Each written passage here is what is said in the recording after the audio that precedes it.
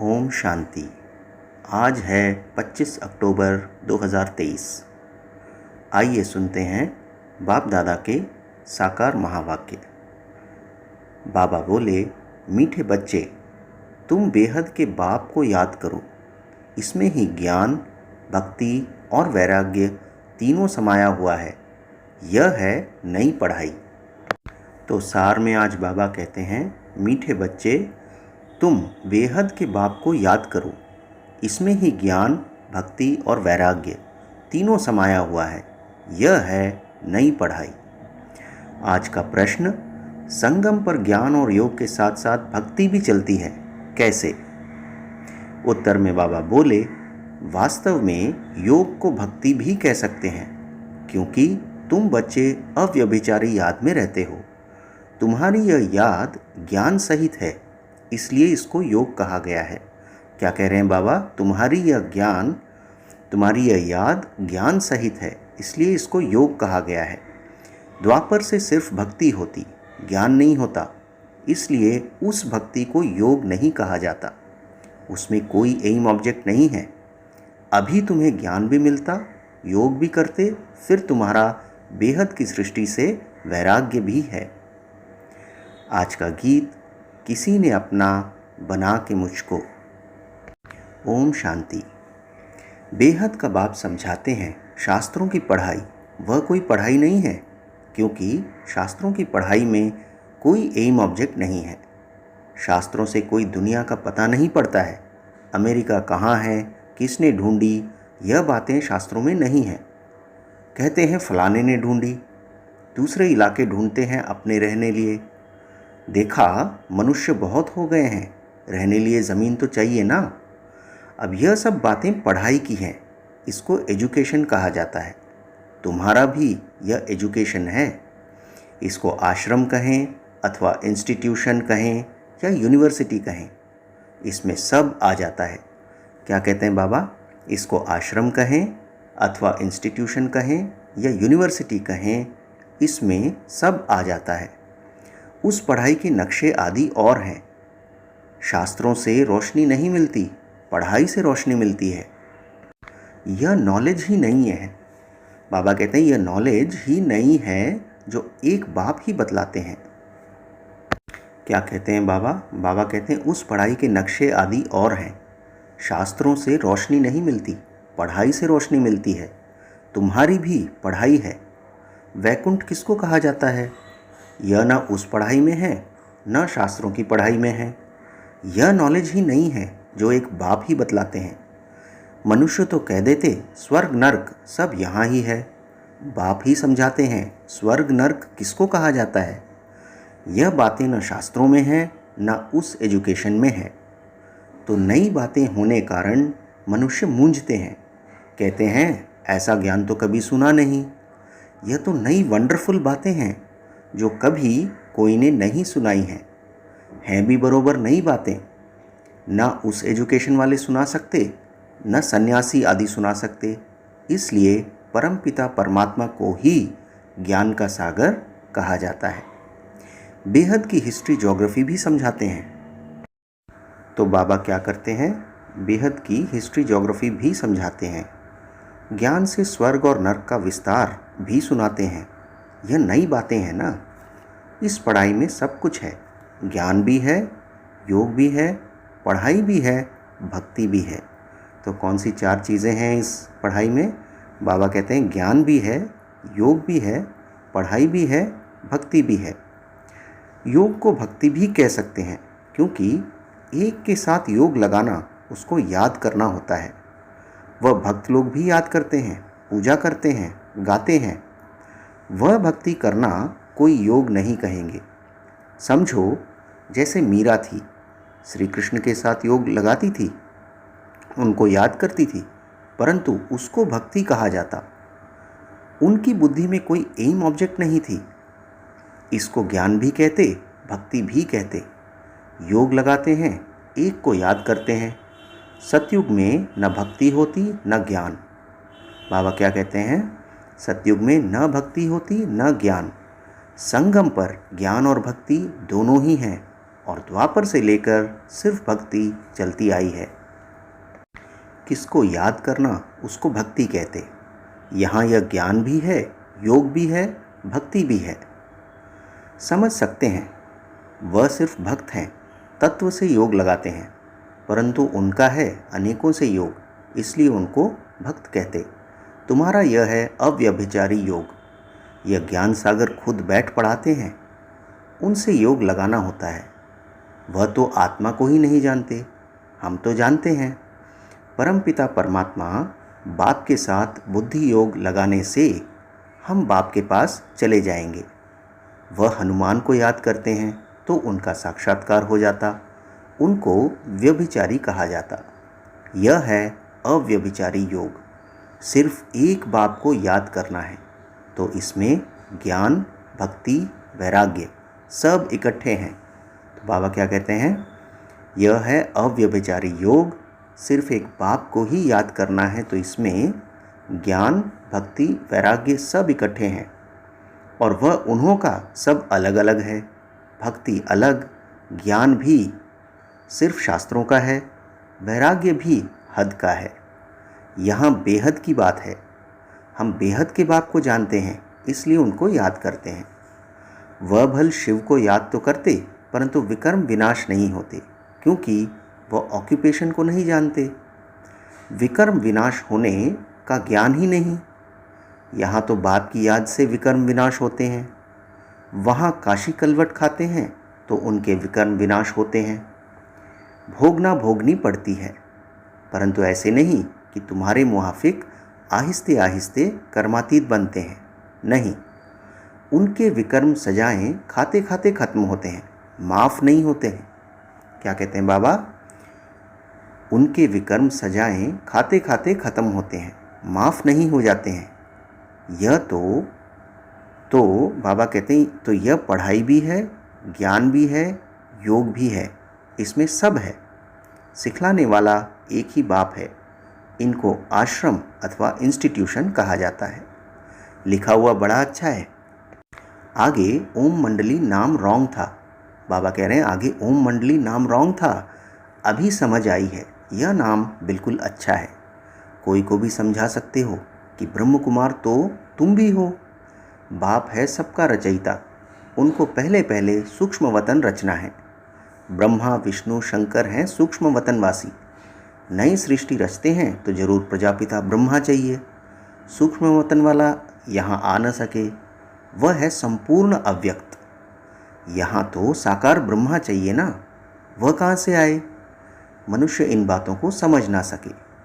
चित्र तो है ना, ब्रह्मा से ब्राह्मण पैदा हुए, परंतु ब्रह्मा आए कहाँ से? फिर एडॉप्शन होती है।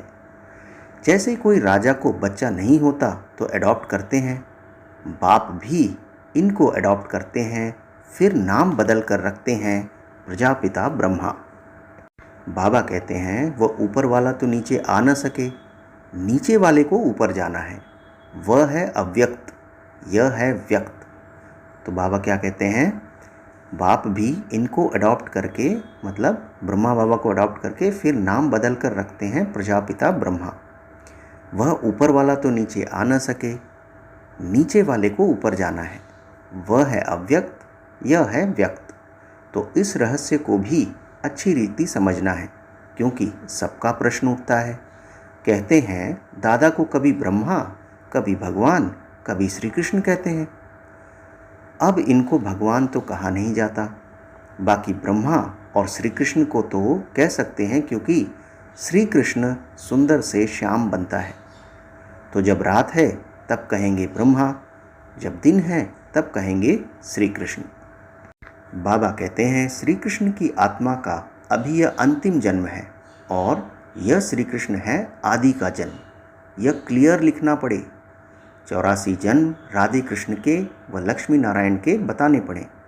यहाँ फिर उनको अडॉप्ट करते हैं तो ब्रह्मा का दिन और ब्रह्मा की रात हो जाती, वही फिर लक्ष्मी नारायण का दिन और रात। उनकी वंशावली का भी ऐसे ही हुआ। बाबा कहते हैं तुम अब ब्राह्मण कुल के हो, फिर देवता कुल के बनेंगे। तो ब्रह्म कुमार कुमारियों का भी दिन और रात हुआ ना, यह बड़ी समझने की बातें हैं। चित्रों में भी क्लियर है।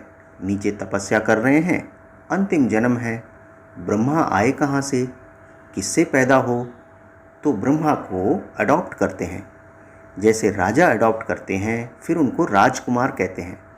ट्रांसफ़र कर देते हैं, प्रिंस ऑफ फलाना। तो बाबा कैसे कह रहे हैं? तो ब्रह्मा को अडॉप्ट करते हैं जैसे राजा अडॉप्ट करते हैं, फिर उनको राजकुमार कहते हैं।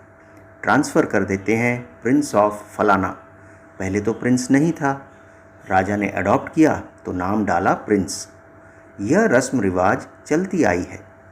बच्चों को यह बुद्धि में आना चाहिए। दुनिया नहीं जानती कि बाप कैसे पुरानी दुनिया का विनाश और नई दुनिया की स्थापना करते हैं। यह रोशनी तुम बच्चों में है, तुम्हारे में भी नंबरवार है। आगे चलकर छोटी छोटी बच्चियां भी बहुत तीखी हो जाएंगी, क्योंकि कुमारियां हैं। लिखा हुआ भी है कि कुमारियों द्वारा बाण मरवाए। कुमारियों का चमत्कार नंबर 1 में गया है। मम्मा भी कुमारी है, सबसे तीखी गई है। कहा जाता है डॉटर शोज़ मदर। मदर तो नहीं बैठ कोई से बात करेंगी। यह माँ तो हो गई गुप्त, वह मम्मा है प्रत्यक्ष। तो तुम शक्तियाँ, बाबा कहते हैं, तो तुम शक्तियों अथवा बच्चों का काम है माँ का शो करना। बहुत अच्छी अच्छी बच्चियाँ भी हैं जिनका पुरुषार्थ अच्छा चलता है। कौरव संप्रदाय में भी किन्हों के मुख्य नाम है ना, जो महारथी हैं। यहाँ भी महारथियों के नाम है। सबसे बड़ा है शिव बाबा, ऊंचते ऊंच भगवान। उनका ऊंचा ठाव है। वास्तव में ठाव यानी रहने का स्थान तो हम आत्माओं का भी ऊंच है। मनुष्य तो सिर्फ महिमा करते रहते, जानते कुछ भी नहीं। हम आत्माएं भी वहाँ की रहने वाली हैं, परंतु हमको जन्म मरण में आकर पार्ट बजाना है। बाबा क्या कहते हैं? हम आत्माएं भी वहीं की रहने वाली हैं, यानी ऊंचे ठाव में, परंतु हमको जन्म मरण में आकर पार्ट बजाना है। वह जन्म मरण में नहीं आते, पार्ट उनका भी है, परंतु कैसे है यह तुम भी जानते हो। अभी तुम बच्चे समझते हो यह शिव बाबा का रथ है। अश्व अथवा घोड़ा भी है, बाकी वह घोड़ा गाड़ी नहीं है। यह भी जो भूले हुए हैं, यह ड्रामा में नूंद है। आधा कल्प हम भी भूल में भटकते भटकते एकदम भटक जाते हैं। अभी रोशनी मिली है तो बहुत खबरदार हो पड़े हैं। जानते हैं यह पुरानी दुनिया खत्म होनी है, हमको नष्टो मोहा बनना है। कमल फूल समान गृहस्थ व्यवहार में रहते नष्टो मोहा बनने का पुरुषार्थ करना है। तोड़ तो सबसे निभाना है, साथ भी रहना है। तो बाबा क्या कह रहे हैं? कमल फूल समान गृहस्थ व्यवहार में रहते नष्टो मोहा बनने का पुरुषार्थ करना है। तोड़ तो सबसे निभाना है, साथ भी रहना है। यह भट्टी भी बननी थी जैसे कल्प पहले बनी थी। अभी तो कहते हैं गृहस्थ व्यवहार में रह मेहनत करनी है, यहाँ घर बार छोड़ने की बात ही नहीं। हम तो घर में बैठे हैं ना। कितने बच्चे हैं, लौकिक भी थे ना, छोड़ा कुछ भी नहीं है। सन्यासी तो जंगल में चले जाते हैं, हम तो शहर में बैठे हैं। तो उनसे तोड़ निभाना है। बाप की रचना है। बाप कमाकर बच्चे को वर्षा देते हैं। पहले तो वर्षा देते हैं काम विकार का, फिर उनसे छुड़ाकर निर्विकारी बनाना बाप का ही काम है। ऐसे भी होते हैं। कहाँ बच्चे माँ बाप को ज्ञान देते हैं, कहाँ बाप बच्चों को ज्ञान देते हैं। तो बाबा कहते हैं यह है ही राजयोग, वह है हठ योग। आत्मा को नॉलेज मिलती है परमात्मा से।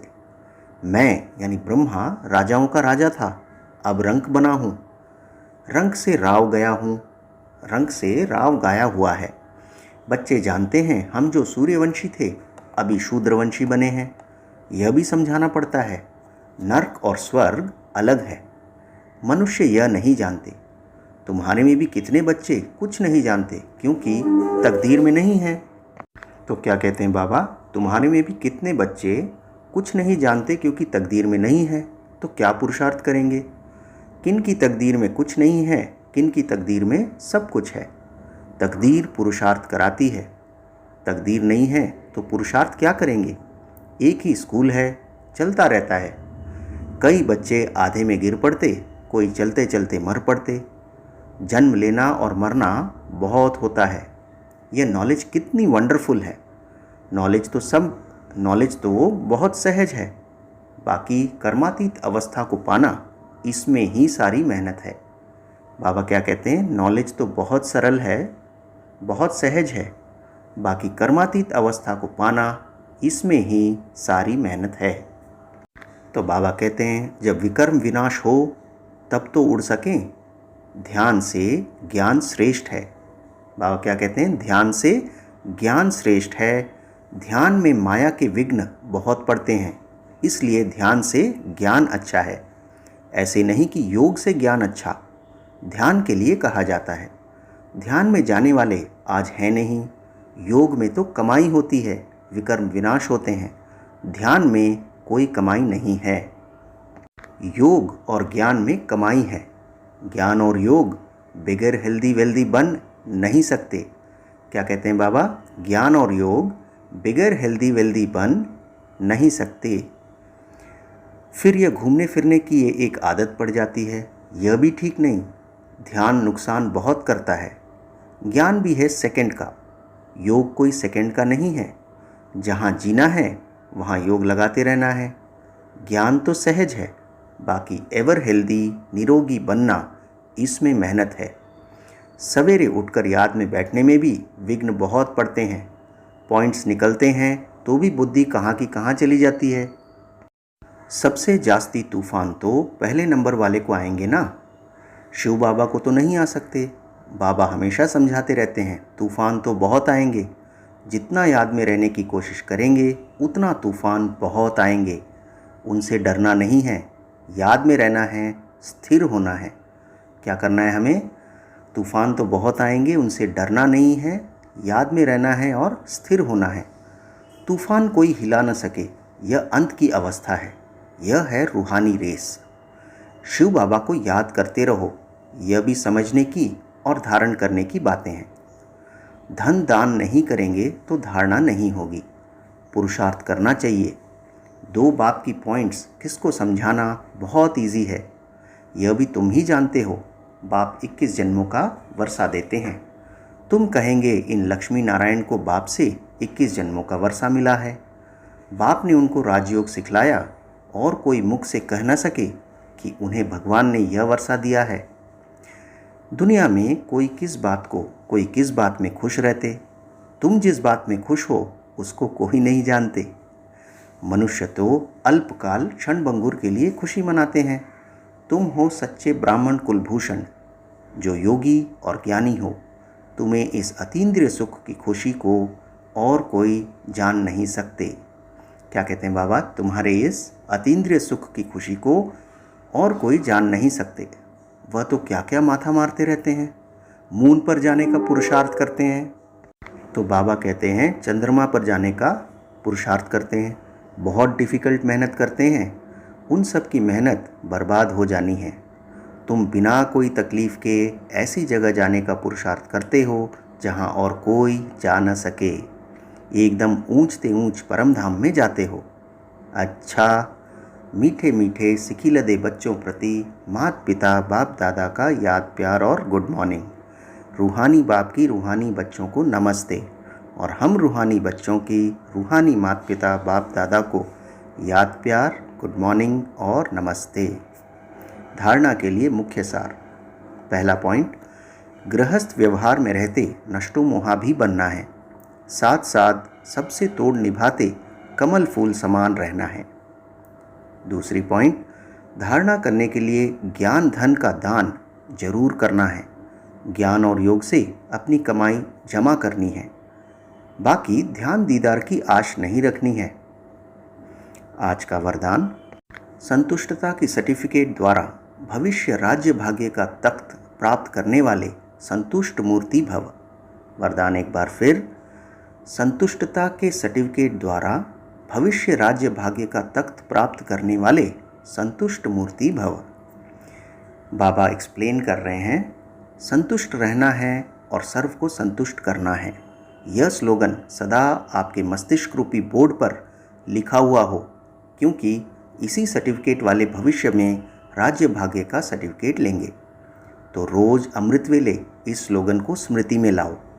जैसे बोर्ड पर स्लोगन लिखते हो, ऐसे सदा अपने मस्तक के बोर्ड पर यह स्लोगन दौड़ाओ तो सभी संतुष्ट मूर्तियां हो जाएंगे। जो संतुष्ट है वह सदा संपन्न है। स्लोगन: आपस में स्नेह और संतुष्टता संपन्न व्यवहार करने वाले ही सफलता मूर्त बनते हैं। स्लोगन एक बार फिर: आपस में स्नेह और संतुष्टता संपन्न व्यवहार करने वाले ही सफलता मूर्त बनते हैं। अच्छा, ओम शांति।